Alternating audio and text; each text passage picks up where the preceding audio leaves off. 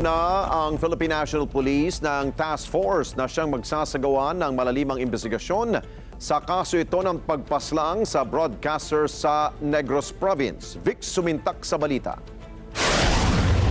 Tiniyak ni Philippine National Police o PNP Chief General Jose Melencio Nartatis Jr. ang kaligtasan ng mga media practitioner matapos maganap ang pagpatay sa isang radio announcer sa Barangay Robles, La Castellana, Negros Occidental na si Julio Jas Diamante Calo.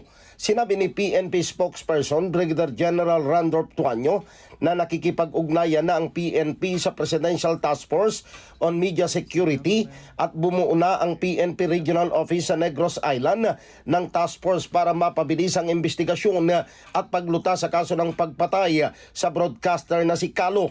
Ayon kay General Tuanyo, inaalam pa ng mga investigador kung personal o work-related ang kaso at batay sa inisyal na report na nakarating sa tanggapan ni PNP Chief General Nartates, si Calo ay isa ring job order employee ng lokal na pamahalaan ng Himamaylan, Negros Occidental. Dalawang anggulo po ang tinitignan nila, kung ito po ay work-related sa kanya bilang media man or work-related bilang job order ng Himamaylan Local Government Unit. Sapagkat nabalitaan po natin na ang biktima po ay nagtatrabaho bilang may job order sa local government units ng Himamaylan po. Si Calo ay pinatay gamit ang baril ng mga suspect na nakasakay sa isang puting SUV habang nakatayo sa harap ng kanyang bahay.